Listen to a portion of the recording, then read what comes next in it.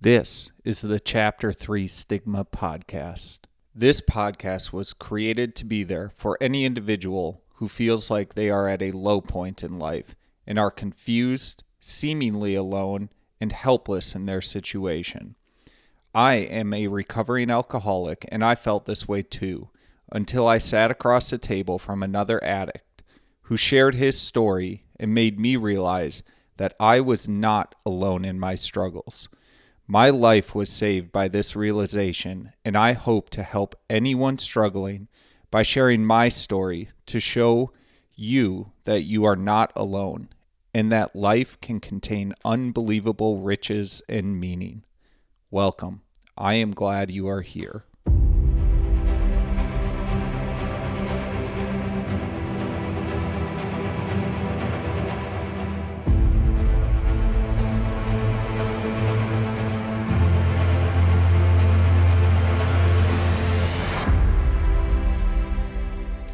Hey folks, welcome to another episode of the Chapter 3 Stigma Podcast. In today's podcast episode, we're going to go back into the Alcoholics Anonymous book and specifically look into, in quite a lot of detail, steps 8 and 9.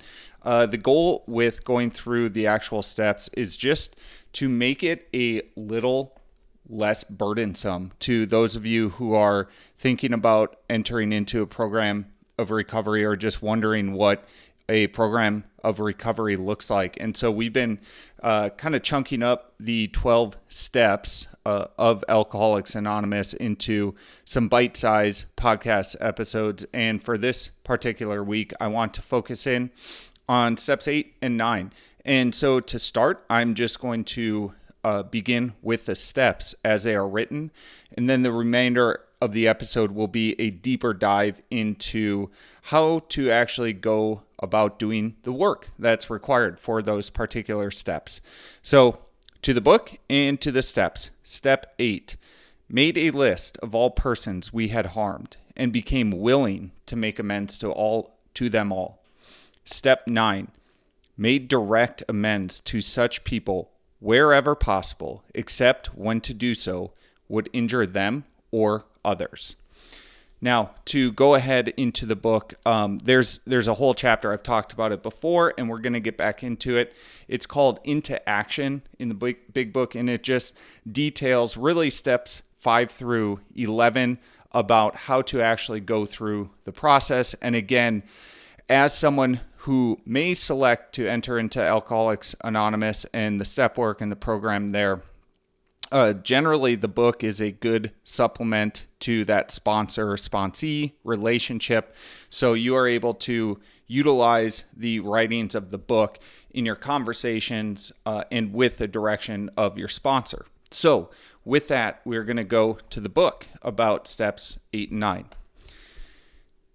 Now we need more action, without which we find that faith without works is dead. Let's look at steps 8 and 9.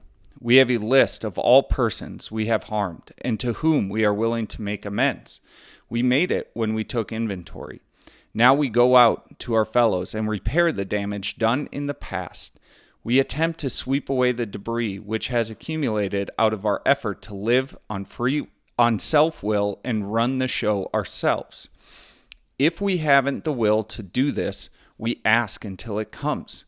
Remember, it was agreed at the beginning we would go to any lengths for victory over alcohol. So I'm going to take a pause here and just kind of highlight a few items. The first piece is just the statement in the sentence, faith without works is dead.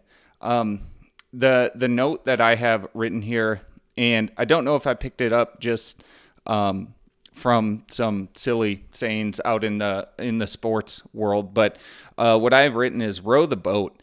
And what I mean, or what that means to me, is a faith in a real relationship with God is absolutely required. But I think in some instances, people fall back on that and don't continue to pursue and drive forward with further action.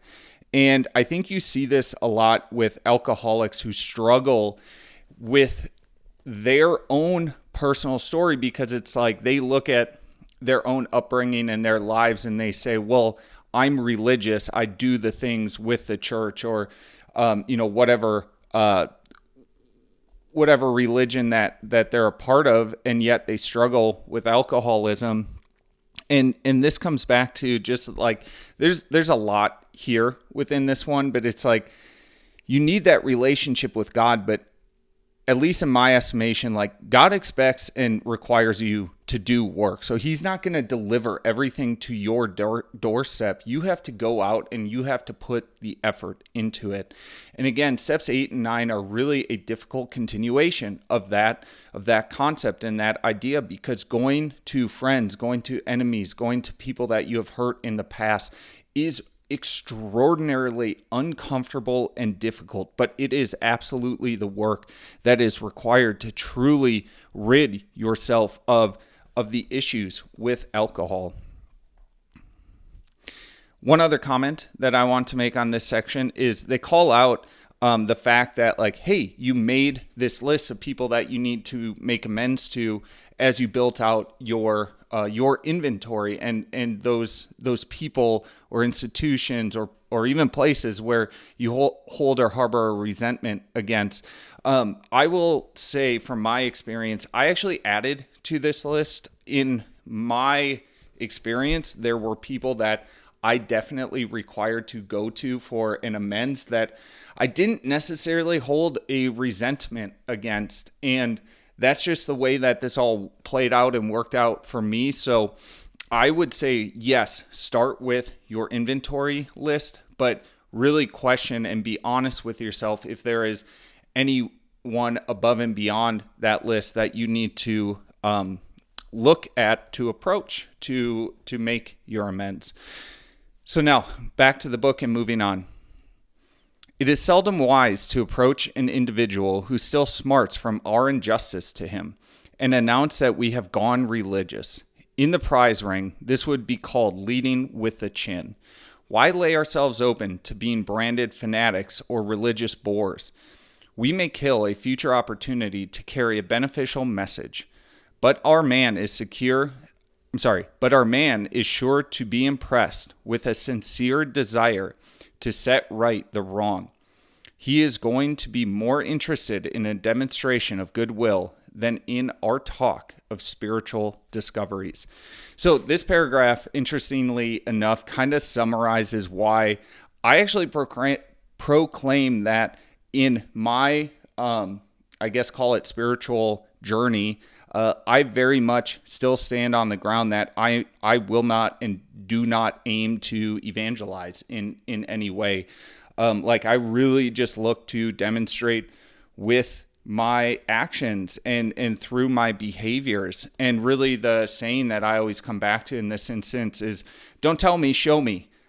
In all honesty, it's like for my entire life, I kind of held everyone else up to that standard of don't tell me, show me, except for myself. And really since entering into recovery, I've challenged myself more and more to aim to say, like, convince or attract people through just my actions and by showing them really what works for me, then again standing before you evangelizing concepts or ideas. And I recognize the absolute maybe irony or dichotomy in that statement as I sit here recording a podcast. And also, like, just fundamentally based on my experience with religion, I always had a fundamental problem with really the human involvement in the human portion of religious bodies. And you would see leaders, you would see people just demonstrating immoral and abhorrent behavior, and yet they're professing these profound concepts about ethics, morals, and the betterment of oneself and the striving of towards something greater. But again, in their day-to-day actions, you were just seeing really horrendous examples. So truly, don't lead, as they say, don't lead with a spiritual kind kind of revitalization that you may have had working the steps progressing up to this point, and instead just aim at proving and showing things out through your own actions. Now back to the book. The question of how to approach the man we hated will arise. It may be he has done us more harm than we have done him, and though we may have acquired a better attitude toward him, we are still not too keen about admitting our faults. Nevertheless, with a person we dislike, we take the bit in our teeth. It is harder to go to an enemy than to a friend, but we find it much more beneficial to us. We go to him in a helpful and forgiving spirit, confessing our former ill feeling and expressing our regret. Under no condition do we criticize such a person or argue. And really coming out of the book, the premise of this one, when you are approaching someone who you might deem an enemy or say just someone you've had a difficult history or past with, really own your mistakes and truly, genuinely, and honestly only focus on what you can improve in yourself. This was a huge barrier for me when I struggled with alcoholism. I had to stop analyzing and criticizing others and just focus in on my own shortcomings and making progress in areas that mattered with regards to my own shortcomings. Now back to the book and more on specifically going to people that you might deem, say, enemies. To the book. His faults are not discussed. We stick to our own. If our manner is calm, frank, and open, we will be gratified with the result. Rarely do we fail to make satisfactory progress. Our former enemies sometimes praise what we are doing and wish us well. Occasionally, they will offer assistance. It should not matter, however, if someone does throw us out of his office. We have made our demonstration, done our part. And coming out of the book here, really the takeaway here is stay focused on controlling only what you can.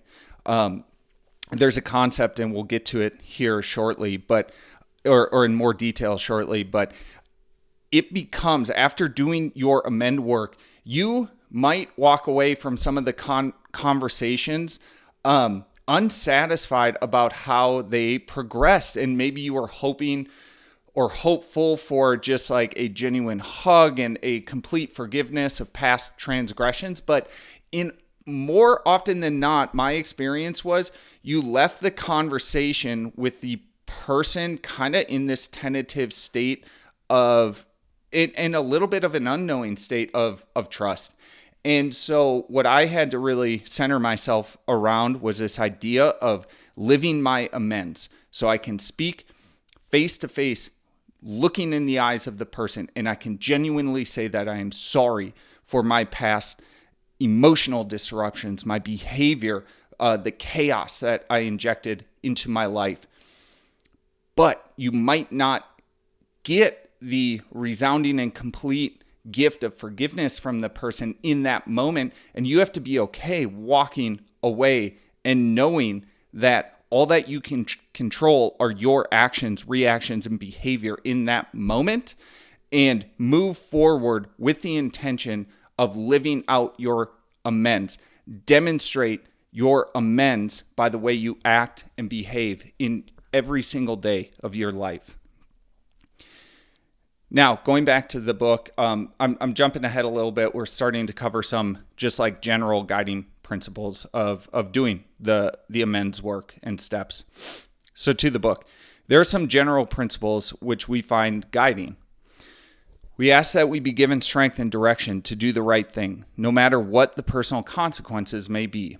We may lose our position or reputation or face jail, but we are willing. We have to be. We must not shrink at anything. Usually, however, other people are involved. Therefore, we are not to be the hasty and foolish martyr who would needlessly sacrifice others to save himself from the alcoholic pit. Before taking drastic action which might implicate other people, we secure their consent. If we have obtained permission, have consulted with others, ask God to help and the drastic step is indicated, we must not shrink. So the note that I have here is don't be stupid or foolish. So these two steps are written with caveats. The assumption is you are going to face every single person that you require or need to make amends to. However, there are these caveats, and I'm going to go back to the actual language in the steps. In step 8, it's about writing the list out. And the finishing part of step 8 is become willing to make amends to them all. And then in step 9, it talks about making the amends, except when to do so would injure them or others. So you have to be conscious and cautious about the implications of yourself or others as you go about this work. Now, this is where the delicate balance comes in. This is where a tight and real relationship with a sponsor comes in, because I've seen people use kind of those exemptions as a cop-out where they should have had a conversation, but they kind of categorize it in this, well, it might implicate others or, expose myself or others to risks that I just don't want to take. When in all reality, it is fear that is dominating and driving that decision. So again, that is why working these steps with a sponsor who has been there through them before, and it actually talks in the book about consulting with others, is so imperative. Now, again, taking a few pages of a jump here, we're going to get back into the book. If we have no such complication, there's plenty we should do at home. Sometimes we hear an alcoholic say that the only thing he needs to do is to keep sober. And I'm sorry, coming out of the book, just a caveat, we're talking about making the direct amends to those really that were closest to us and going through the fight and battle in really the ugliest sense. So now back to the book. Certainly he must keep sober, for there will be no home if he doesn't. But he is yet a long way from making good to the wife or parents whom for years he has so shockingly treated. Passing all understanding is the patience mothers and wives have had with alcoholics. Had this not been so, many of us would have no homes today, would perhaps be dead. The alcoholic is like a tornado roaring his way through the lives of others. Hearts are broken, sweet relationships are dead, affections have been uprooted, selfish and inconsiderate habits have kept the home in turmoil. We feel a man is unthinking when he says that sobriety is enough. He is like the farmer who came up out of his cyclone cellar to find his home ruined. To his wife, he remarked, "Don't see anything the matter here, Ma. Ain't it grand the wind stopped blowing?" And I'm going to pause here and come out of the book. This paragraph specifically about the tornado and the cellar is one of those kind of like key or really well-known paragraphs in the entirety of this book. And it truly summarizes why I have elected to use the language and taken the approach of living life in active recovery versus I'm sober or I'm practicing sobriety.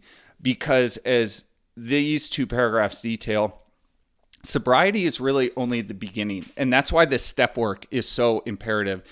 I know so many people who have lived in sobriety without doing work, without taking action, that have found themselves absolutely miserable, falling back into the same thought patterns, responses to their emotional upheavals, and just like resentment building mode that is becoming of all of us alcoholics. And so really kind of how I summarize and think about this paragraph here, again, talking about those relationships that were closest to us, that were likely hurt the most from our alcoholic tendencies and behavior.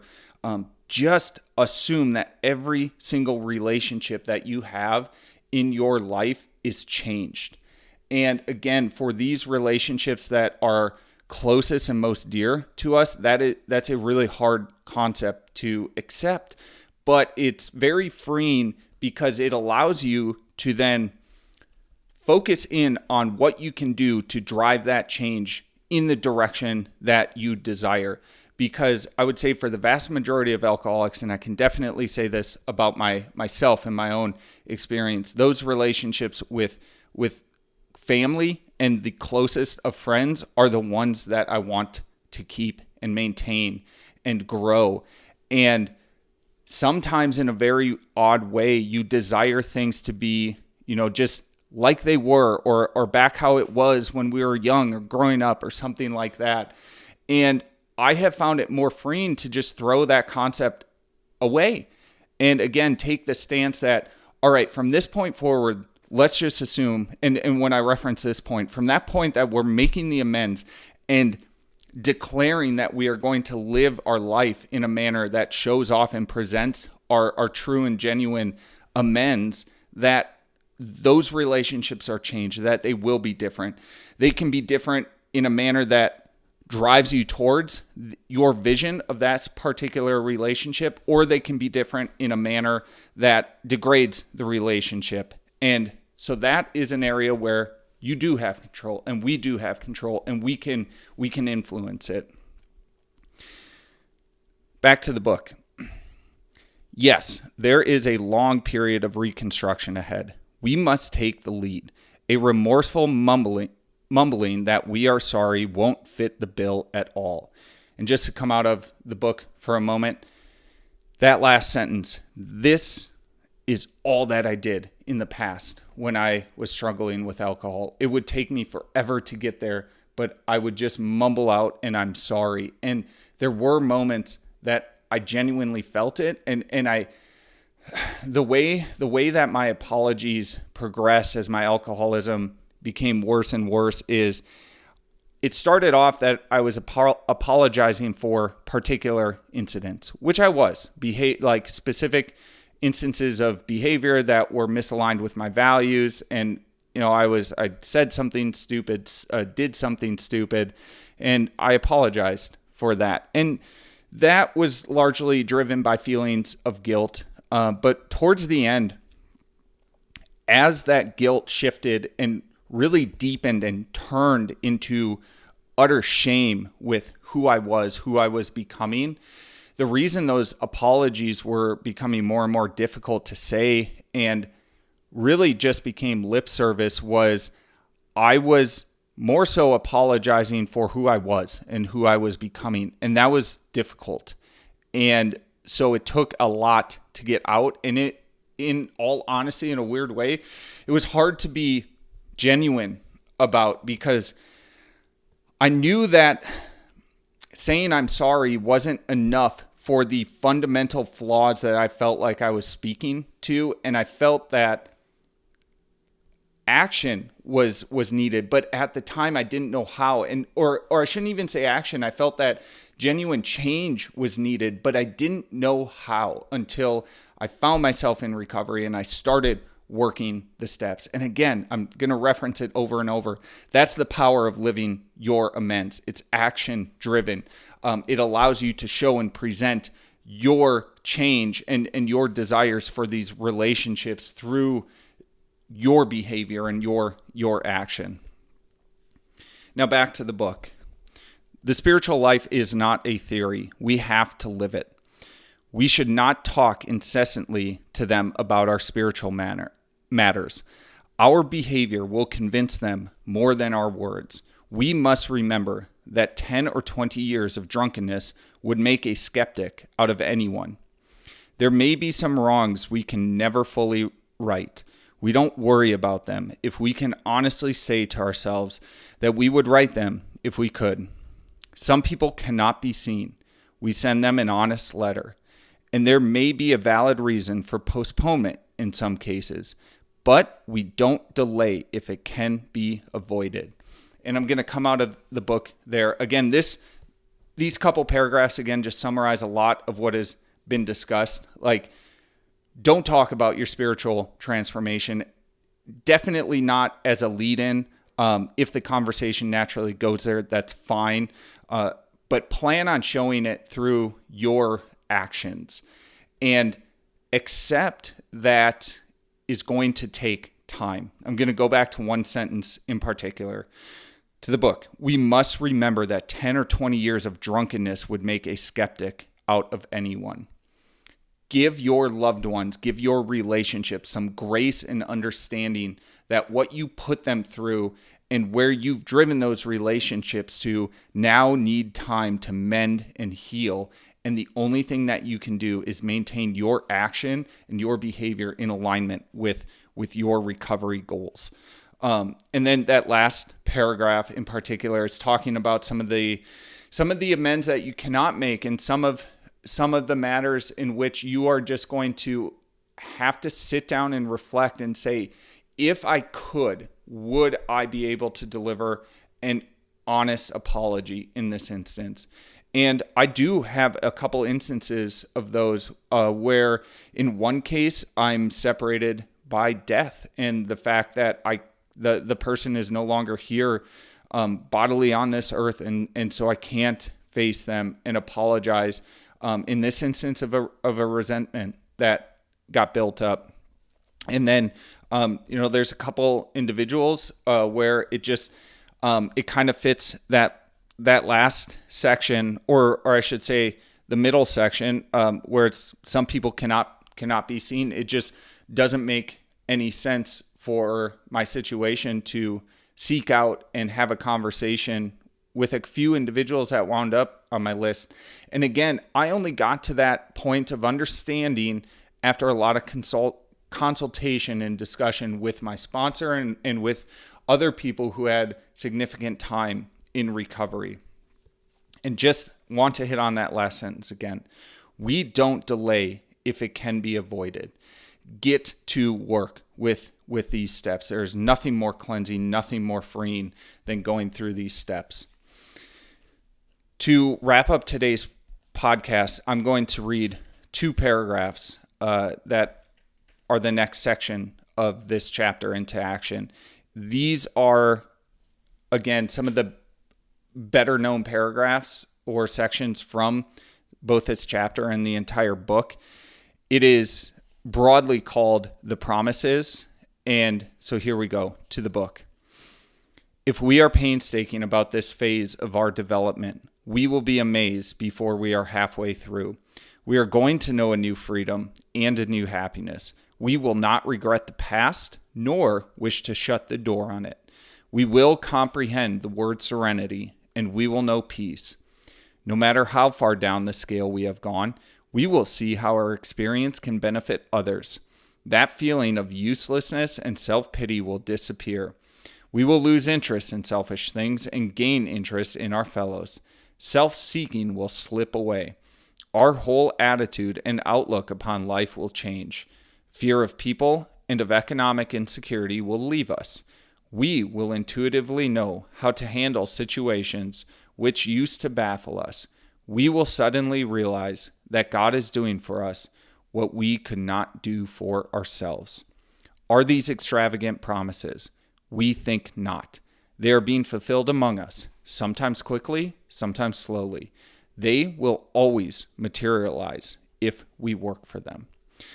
And to close this podcast out, I just want to say that those promises in my life and in my experience have come true, and then some. Reading through that, it is extraordinary to think back to when I first read those words and how impossible that seemed. And now, reading through those 2 paragraphs, I almost feel like they've been downplayed. And that's the incredible power and potential that exists with doing this ever so imperative work. So, if you're honest, if you're open to trying something new, and if you're willing to go to any lengths to get these promises, don't wait. Get started now. That's all I've got. If you enjoyed this podcast, share it with others or give us a rating on your channel of choice. My hope is that my story can help others in their struggles with addiction or any other aspects of life that they feel could be bettered. You can follow us on social media at Chapter 3 Stigma on Instagram and YouTube. I cannot solve your problems for you, but I can listen. If you want to reach out with a message through one of those channels, I will respond and let you know that you are not alone. All the best, you are loved, and life is worth every struggle and bit of suffering you have to endure. Until next time, all the best.